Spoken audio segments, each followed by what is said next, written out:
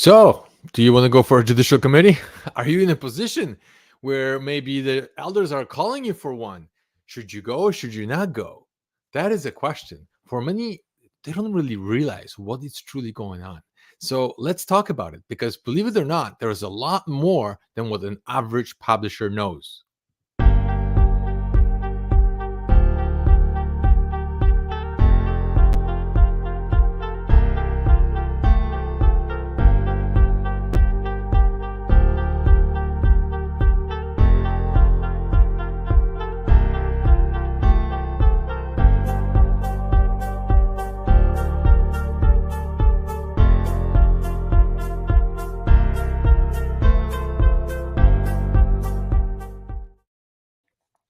Okay, I hope you guys can hear me because for some weird reason I didn't hear any sound while everything was playing. So, anyways, here's what it is.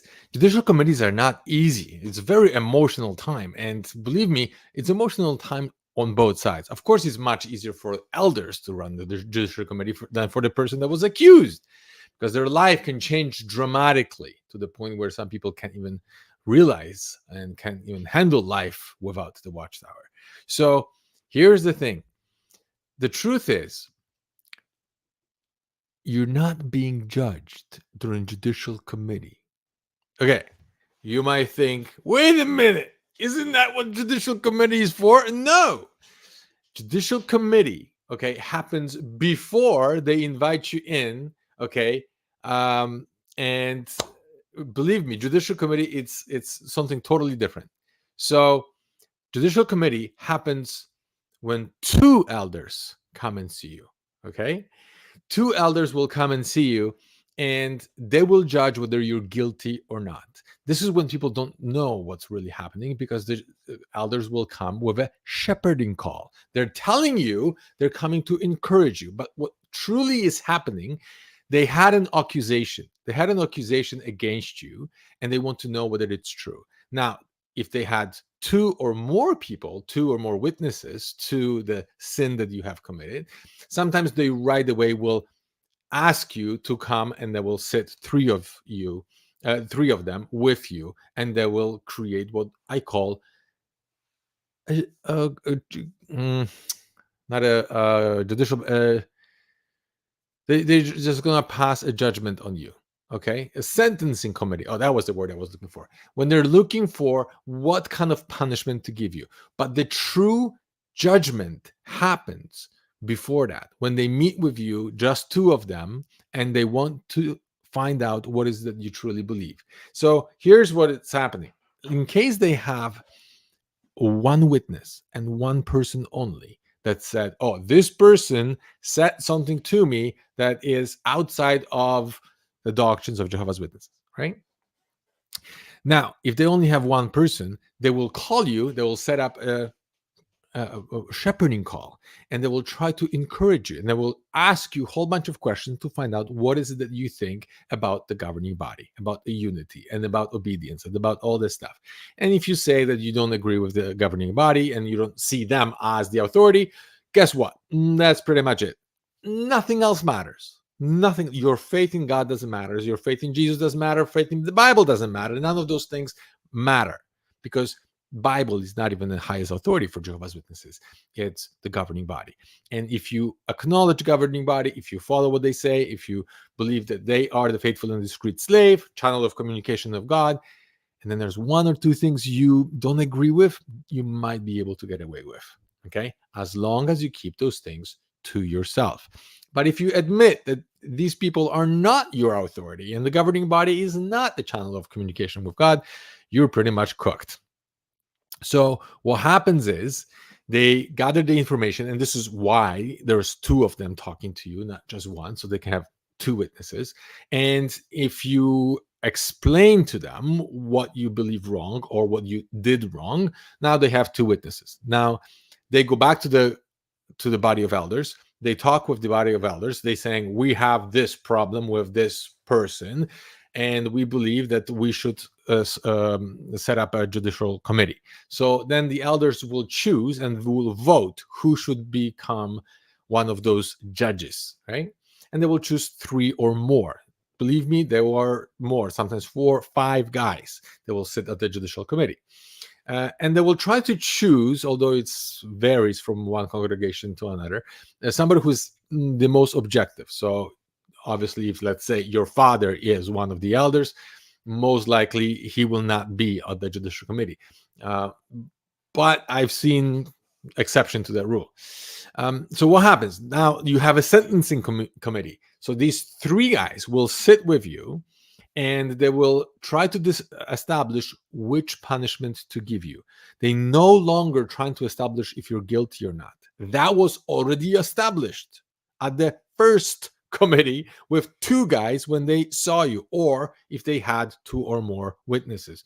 So they're sitting there knowing that you're guilty already. And all what they want to see is if you are repentant. Now, there is, as you know, 3 punishments. Number 1 is a private reproval. Private reproval happens, number 1, if nobody knows about the sin. So if you have done something, but it's quiet and nobody in the congregation knows about it, and nobody's coming to the elders like, how come this guy is doing this and nobody does anything about it? If that doesn't exist and it's quiet, then they might say, you know what? You have repented. Nobody knows about it. Private reproval. Just don't do it anymore. And you're going to lose some privileges for a period of time and you'll be fine. Then the next one, the second one is a public reproval. That's when they go on a platform and they say, brother so-and-so or sister so-and-so has been reproved. What does it mean? That means you are obviously losing some of your privileges. And the public doesn't really know what you have done. They know you have done something wrong, but they don't know what it is. And they'll never find out unless you tell them, or the elders will tell them. But most of the time, elders will never tell them. It's supposed to be confidential. Now, some people will think, oh, only the 3 elders will know about this sin and nobody else. Well, the truth is those elders, after the committee, will go to the rest of the body of elders and they will explain to them why they've made the decision the way they did. And very often they will go into details, sometimes very little details, sometimes a lot of details. It depends on them, right? So if you believe that you're going to go to the elders and you're going to tell them, all the details and everything they're going to ask you, and it's going to be confidential and nobody's going to know about it except those 3, you're wrong. Chances are more people will find out. Now, what else happens? So if you are repentant, okay, and people know about it in the congregation, but not the whole congregation. We're talking 5, 6 people or something like that, right? Like let's say you got drunk at the party or something like this, right? Then you might get a public reproval and you're going to lose some privileges. But if you're repentant and you promise not to do it again, they will not disfellowship you. Sometimes people have sex outside marriage, but it was like a one-time thing and it's not a long-term relationship, and the person is repentant and the relationship is not established and it is not continuing. And they said, okay, we're going to give you public reproval. You're not going to be disfellowshipped. However, there is a third one. And the third one is, of course, disfellowshipping. And technically, they're saying we're only disfellowship people who are unrepentant sinners. Technically, because in reality, many people are being disfellowshipped as an example to the congregation. Okay, so if the entire congregation knows about their sin or what they have done, and the whole congregation is like, I can't believe this guy did this, and so on, for the sake of the congregation, so people don't come to the elders and they don't say, how come this guy did this and you guys did nothing, or you did just public reproval? What a big deal, right?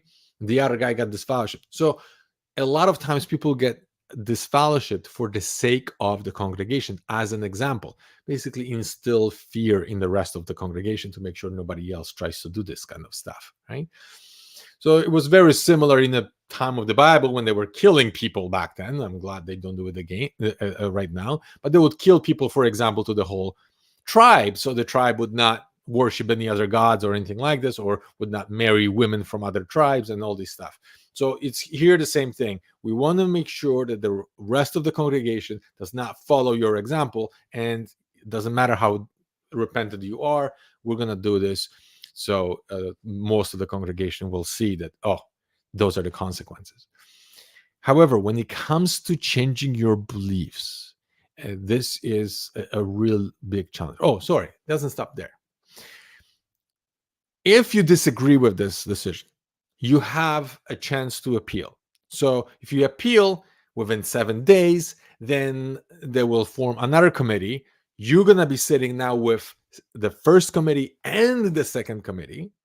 And most likely it's going to be 6 or more guys in there and you cannot bring any witness or anybody for emotional support or anything like this. It's just you, unless you're a wife and you can bring your husband. But other than that, no. Or a child, and you can bring your parent.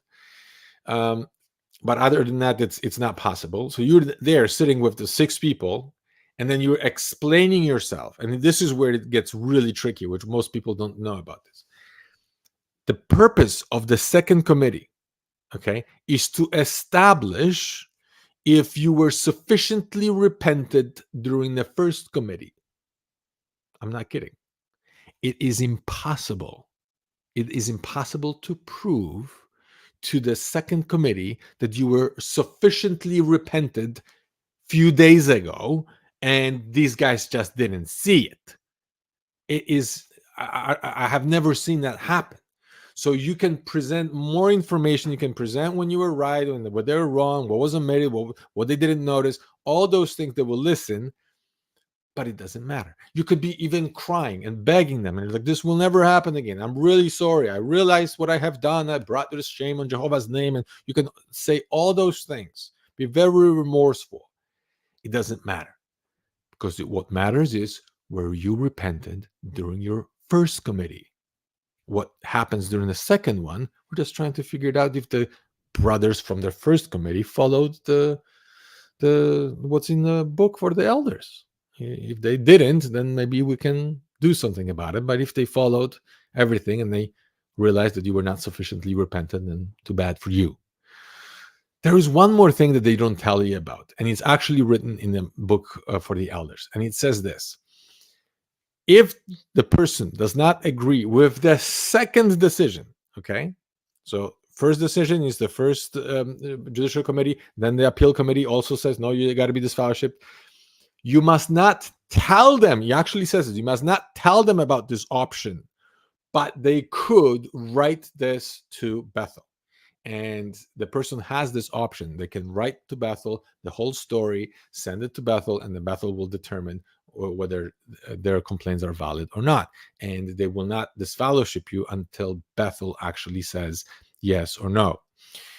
So this is something very interesting, because a lot of elders would say, oh, you know what, the book for the elders, we're not hiding anything. There's everything there is in our publications. It's just, organized differently, but there's nothing there that we're hiding. Well, here's one thing that they're actually hiding. They're actually saying, do not tell this to the publisher. This option not supposed to be told. You can't find it in any watchtower, right? So that's one of the things that they're actually hiding.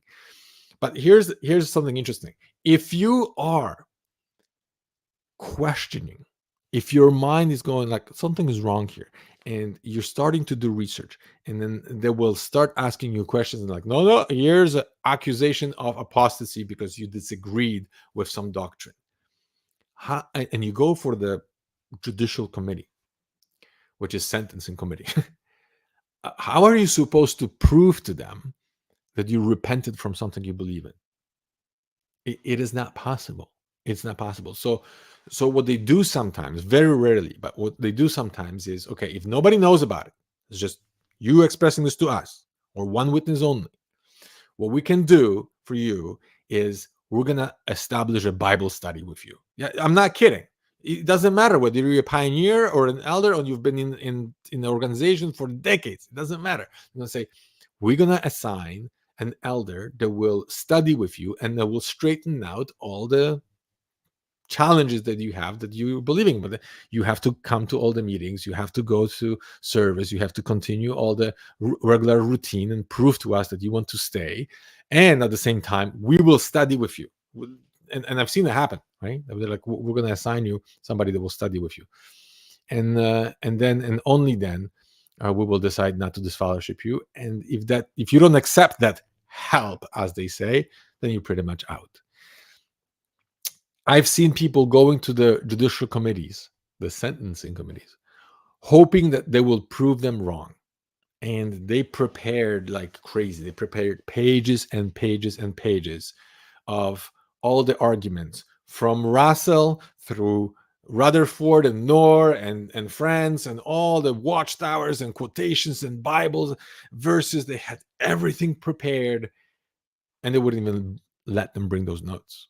Okay, they'll say, no, you're coming in, and you cannot record it, of course. Leave everything behind. If you want, we'll give you pen and paper. You can bring your Bible.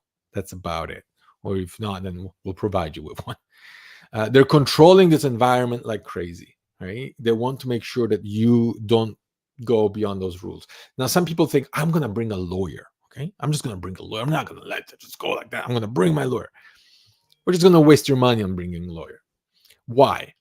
Because those are their rules, and they have a right to set up those rules. And those rules and that judicial committee and the whole thing is internal, and they have a right to do whatever they want. And you, as a publisher, and remember, every publisher is a volunteer. You are volunteering to work for Watchtower. That's all what this whole thing is. And you have no rights as a volunteer, because they're setting up rules and they're saying, this is what we want here. And if you like it, you can follow the rules and come. If you don't like it, leave. And we're just going to announce you that you're no longer part of this group. And that's it. And who talks to you, who doesn't talk to you, and that is everybody's personal opinion. Okay, which we all know what that means. But here's what happens. I actually went to a lawyer and discussed this with him. How is that not taking people's freedom away? How is that not violating people's rights? And he says the reason why they're not violating people's rights is because nobody pays you for it. You could start, let's say, a group for vegetarians, and you're going to invite people to your home, have the meetings, right? And everybody brings a salad or a dish that's made out of veggies and fruits and whatever. And you set up your own rules for those meetings. You say, this group, we don't eat meat. Well, if you eat meat, you're not a vegetarian. That's your rule. And if you bring sausages to the meetings and you start eating it, you don't belong there. And they're going to say, you have to leave. If you don't leave, this is our property. This is we're going to escort you, or we're going to call the police. It's the same thing with Jehovah's Witnesses. They set up their own rules. The rules might not make sense to you. You might think they're crazy. Okay, but those are their rules. It's their religion. It's not your Kingdom Hall. You didn't. You're on the deed. It's not your name on it. You are a guest over there. Nothing else. A volunteer and a guest. And if you don't like their rules, leave. And the people who are staying and they don't want to talk to you, that's because they prefer to stay there than to leave. That's the bottom line. If we were paid for this work, okay, if we were actually employees of the Watchtower, that would be totally different. Then we would have rights like every employee that has right when he goes to work. But what about those who work? What about those who work in Bethel, those who work as missionaries? They're not employees. They're not. They're still volunteers. And if you actually look at the legal form, everybody who receives money from Bethel, they're receiving the repayment of their expenses, which is not a payment for their salaries. If you look at the actual legal form, salaries, zero. They're always put zero. Nobody gets paid.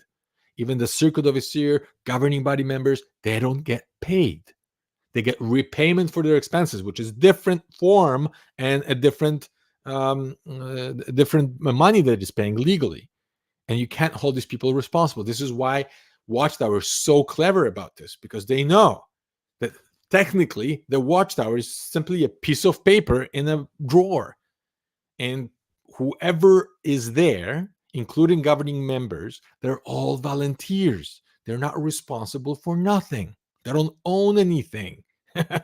That's the beauty about a religion and a corporation, that it's sheltered under the umbrella of volunteer workers.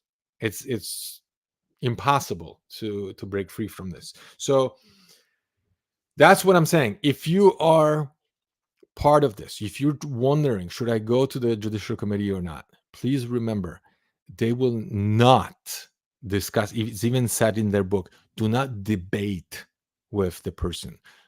You ask, they will ask you a question. Do you agree with the governing body? Do you acknowledge them to be the channel of communication? Do you believe that this is the faithful and discreet slave? And if your answer is no, every other question is irrelevant. Everything else they say is irrelevant, because the moment you say no is the moment they will make their decision in their mind that that's it, you're done, you're no longer with us. They will know that they're doing with an apostate. Watch out for one more thing, okay? I'll tell you why. Previous book for the elders, which was, I don't know, 5-6 years ago, it was written like this: if somebody in a congregation has a different idea, different beliefs, right, about certain doctrines or so on, but they're not spreading them, they're just keeping it to themselves, they have questions, they, the answers that we provide, they're wondering if they're not accepting them as true, whatever, right? I forgot how it was written, but basically they're saying if somebody thinks differently, but they're not spreading it in the congregation, then leave them alone. Okay, just obviously monitor them, right? Help them to be spiritually strong, but as long as they're not spreading it, it's okay. Now they changed it in the new book for the elders. It says even if somebody has thoughts, this is where the thought control happens, and you found out that the person does not think as Jehovah's Witnesses think. They're not one-minded, and of course you can have a judicial committee based upon that. That's why I'm saying to everybody, don't answer their questions. When elders call, they're trained to ask you questions in such a way you will not even know when, but you're going to say stuff that is going to be used against you before you even know it. Because they know what to look for, and you don't, because they have it written down and trained during the training for the elders. They'll be trained what to say and how to say, what to ask, what not to ask. And an average publisher will have no idea. Average publisher, when I listened to so many judicial committees where people go and record them, right? And they're on YouTube. And I'm listening to these people and I'm like, oh my gosh, they don't understand. They simply don't understand what's happening. They're going to the judicial committees trying to explain themselves why they came to different conclusions. They're bringing the Bible verses. They're bringing the watchtowers. And they're saying, look, the watchtower was wrong. And what am I supposed to do about it? They don't care that the watchtower was wrong. All what they care about is, are you accepting a current understanding, current information, current knowledge? Are you accepting that as truth? And if you're saying no, you're an apostate and you're done. And that's all what they care about. Are you going to follow the directions or you're not? And the moment you say, no, this doesn't make sense to me, I feel that I can prove to you that you guys been wrong many times. The organization was wrong. None of that matters. Okay. What matters is, do you currently agree, and are you going to follow the directions? I've seen people who went to the Judicial Committee, and they were repentant. They were saying, okay, sorry, we had one conversation with family member about our doubts. And what we did, we wrote a letter to the Watchtower trying to ask them to explain to us why this is happening. We are waiting right now for the response. Okay.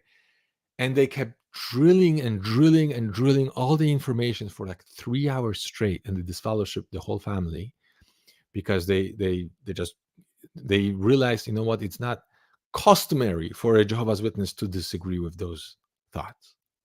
And they would not even wait for the answer from Bethel, because they know it takes months, sometimes a year later, it's going to come. And they didn't want to have somebody who's not thinking like a JW, and who has questions and does not know whether they will go to the meetings from now on. It might spread like a disease, like cancer or gangrene, as they say. So they got to cut it off as quickly as they can to protect the congregation. And they don't care how much that will bring damage to your life and your family, and how many people will get hurt because of it. None of that matters. What matters is how they protect their image. That is the number one value. Everything else is secondary. Okay. Hopefully that helps, and I'll see you in the next one. Thanks for watching.